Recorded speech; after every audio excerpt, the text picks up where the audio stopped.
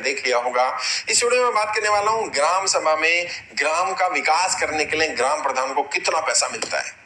और दोस्तों यकीन मानिए आप हैरान हो जाएंगे जान करके, बहुत सारे लोगों को अंदाजा नहीं है ग्राम सभा में कितना पैसा आ रहा है।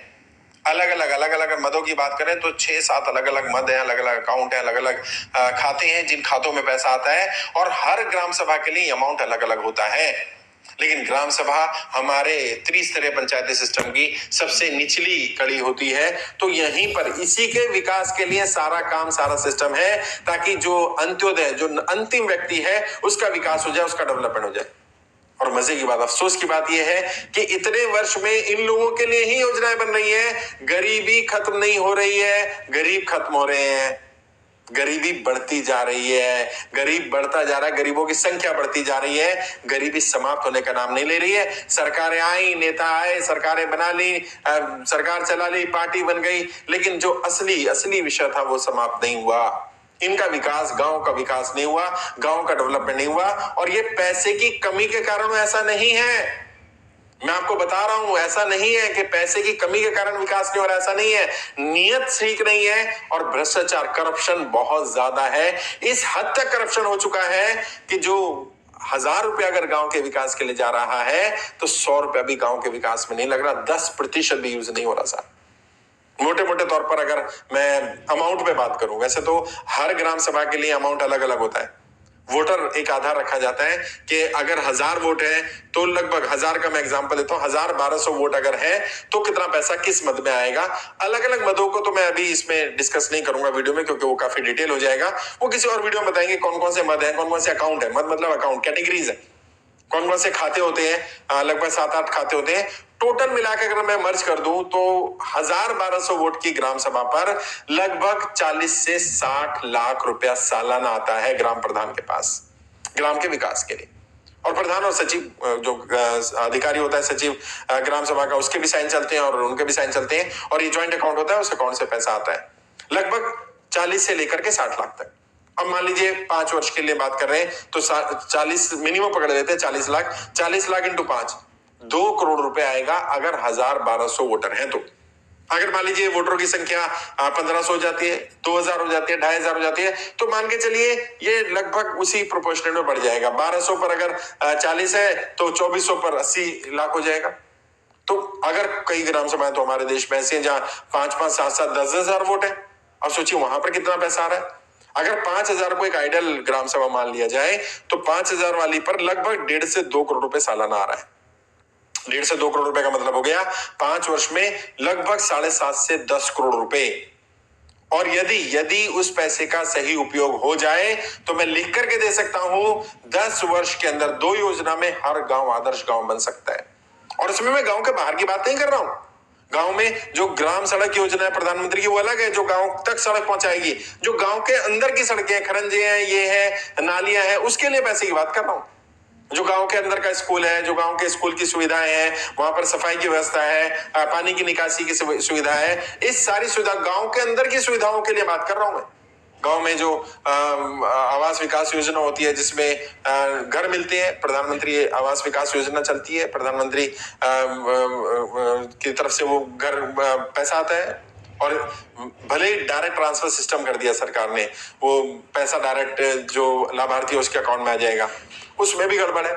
पहले लाभार्थी में जिसके अकाउंट में आने वाला होता है, शौचालय का पैसा आने वाला हो या घर का पैसा आने वाला हो, उसमें से भी करप्शन कर लिया जाता है, गड़बड़ कर ली जाती है। कुछ पैसा मांग लिया जाता है कि भाई 20% देना पड़ेगा आपको। मान लो 1 लाख रुपए, 1,20,000 रुपए आ रहे हैं तो 20,000, 25,000 रुपए आप दे दो तो आपके 1,20,000 आ जाएंगे। अब बंदा सोचता है ठीक है मेरे को तो कुछ मिल ही रहा है ना, क्या फर्क पड़ता है, मैं इसको 20,000 दे देता हूँ। जो सक्षम है दे देते हैं। अच्छा, जो सक्षम नहीं है और जो एक्चुअल में गरीब है, जिन्हें चाहिए होता है घर, उन्हें घर मिलता ही नहीं, फिर किसी और के नाम पे घर हो जाता है और रिकॉर्ड में चल रहा है, बस रिकॉर्ड में वो गरीब है। अच्छा, कई बार ऐसे गरीब को भी देना हो जिसका पैसे नहीं है और दिखाना है कि हमने गरीब की मदद की है, तो उसका बैंक मैनेजर के साथ सेटिंग हो जाती है, उसका एटीएम कार्ड बन जाता है। आज तो एटीएम कार्ड प्रधान जी के पास पहुंच गया और वो गड़बड़ उन्होंने करनी शुरू कर दी। तो ये पैसा अलग अलग मद में आ रहा है, इसका प्रॉपर यूटिलाइजेशन नहीं हो रहा। और ना होने के पीछे सबसे बड़ा कारण जो है मैं समझता हूं, एक तो नियत का नहीं होना है, क्योंकि काम करना नहीं आता है, करना नहीं चाहता। बहुत सारे लोग काम करना ही नहीं चाहते, क्योंकि यदि समस्याएं ही समाप्त हो गई तो फिर उनका रोल क्या रह जाएगा। लोग कई बार तो समस्याएं बनाए रखना चाहते हैं, क्योंकि यदि प्रॉब्लम बनी रहेगी तो उन्हें अपना अस्तित्व रखता है कि मेरा अस्तित्व बना रहेगा।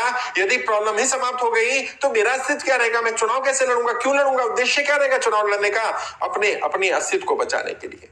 क्योंकि उन्हें लगता है कि नहीं, समस्या रहनी चाहिए, समस्याओं का समाधान पूरी तरह नहीं होना चाहिए, तो करना नहीं चाहता। ये एटीट्यूड प्रॉब्लम है। दूसरा, करप्शन। मैंने कहा भ्रष्टाचार बहुत बड़े स्तर पर। واو، في متجر عالية للاتصالات نقسط لك أي جهاز تبيه، آيفون، آيباد، ساعة، سماعة، بلاي ستيشن أو أي جهاز ودك فيه، أقساط और मैं कई अधिकारी भी सुनते हैं मुझे, मैं ये बात बोलना नहीं चाहता, लेकिन सच्चाई है कि बतानी पड़ेगी मुझे सच्चाई कि करप्शन इतना ज्यादा जड़ों में फैल गया है, कैंसर की तरह फैल गया है। ग्राम प्रधान की सैलरी कितनी है भाई? 2,500, 3,000, 3,500 रुपए ना। 3,500 रुपए के ऊपर से उसको गांव में घूमने के लिए 300-400 रुपए, कहीं 600 रुपए, कहीं 800 रुपए, डिपेंड, अलग अलग गाँव में उतना मिल जाता है पर डे का।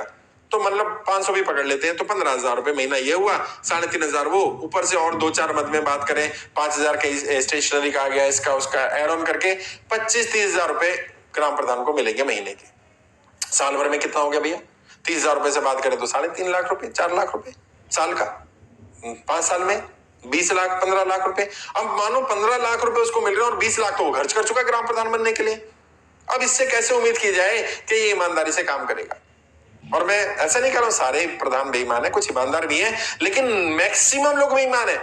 और जो ईमानदार चला भी जाता है उसको वहां जो बैठे अधिकारी हैं, सचिव होते हैं, वो गड़बड़ करना शुरू करते हैं, वो बताना शुरू कर देते हैं कहां से पैसा आएगा, किस मंथ में आएगा, कितना आएगा, कितने अकाउंट्स हैं, अलग अलग अकाउंट को मैनेज करना है, इस अकाउंट का पैसा यूज होना चाहिए, यूज नहीं होगा तो आपके ऊपर पेनल्टी लगेगी। अब यूज कैसे करना है? बिल लगाने हैं, बिल भी ओरिजिनल भी आते हैं, फर्जी भी आते हैं। और ये वो करप्शन है जिसे कोई प्रूव नहीं कर सकता, क्योंकि बेईमानी का काम बहुत ईमानदारी से हो रहा होता है। वहां पर पैसा आ रहा है गांव के विकास के लिए, गांव का विकास होना चाहिए, तरक्की होनी चाहिए, लेकिन गांव का विकास ही नहीं हो रहा, बाकी सब हो रहा है। और एक एक योजना छोड़ दीजिए, 2-2, 3-3, 4-4 योजना में एक ही व्यक्ति प्रधान बना हुआ है या उसके लोग ही प्रधान बने हुए हैं, और प्रधान की तरक्की हो रही है गांव में, बाकियों की तरक्की नहीं हो रही है। और प्रधान हमेशा रोता रहेगा, पैसा पैसे नहीं है, काम नहीं चल पा रहा है, बहुत कम सैलरी, आपको पता है 3,500 रुपए, क्या कर गुजारा होता है, ये होता है वो होता है। क्यों? क्योंकि उसको पता है अगर मैंने बता दी असलियत तो फिर तो लोग मेरे पीछे पड़ जाएंगे। और जो ईमानदार वाले भी है ना, जिन्हें ईमानदार कहा जा रहा है, वो भी 50-1 लाख रुपए, अगर 2 करोड़ रुपए है तो 50-1 लाख रुपए बना जाएगा 5 साल में। तभी वो चुनाव लड़ने के लिए इतना पैसा खर्च करते हैं, तभी इतनी मारामारी होती है ग्राम सभा के स्तर पर। लेकिन ये सच है कि ग्राम स्तर पर काफी पैसा आता है और अलग अलग मदों में आता है।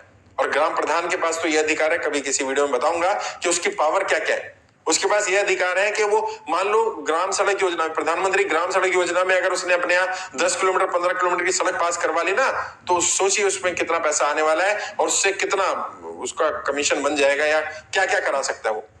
सेंट्रल गवर्नमेंट से वो डायरेक्ट फंड ले सकता है, स्टेट गवर्नमेंट से फंड ले सकता है, उसके पास बहुत सारे अधिकार हैं, बहुत पावर्स हैं। उनका यूज करते नहीं, और कई बार करते भी तो पता नहीं होता, पेपरों में सड़क बनती जा रही है, एक्चुअल में सड़क बनी नहीं है। तो करप्शन एक बहुत बड़ा रीजन है, काम ना करने की नीयत होना एक बड़ा रीजन है, एक बड़ा रीजन है कि पता भी ना होना, बहुत सारे लोगों को पता ही नहीं होता।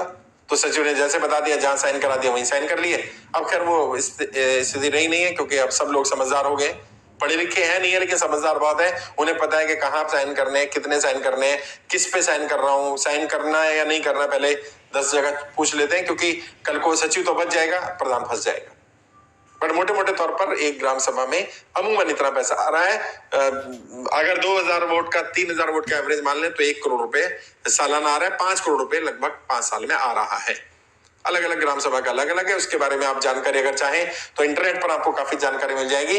राइट टू इन्फॉर्मेशन के थ्रू, आरटीआई के थ्रू भी आप जानकारी निकलवा सकते हैं, आपकी ग्राम सभा में पिछले 5 वर्ष में किस किस खाते में कितना कितना पैसा आया और उस पैसे का कहां कहां यूटिलाइजेशन हुआ, ताकि आप फिर उसको क्रॉस चेक कर सके, वेरीफाई कर सके कि प्रधान ने जो रिपोर्ट दी है वो एक्चुअल में सही रिपोर्ट है या गलत रिपोर्ट है। तो मैंने कोशिश की मोटे मोटे तौर पर बताने की पैसा कितना आ रहा है और क्यों फिर भी विकास नहीं हो रहा है, डेवलपमेंट नहीं हो रहा है। और एक अच्छे नागरिक या जिम्मेदार नागरिक, एक अलर्ट नागरिक के नाते हमारी जिम्मेदारी बनती है कि हम इन सब चीजों में निगाह रखें, कहाँ गड़बड़ की जा रही है, कितनी गड़बड़ की जा रही है, और फिर अगर कहीं हाईलाइट होता है तो उसको बताना भी चाहिए।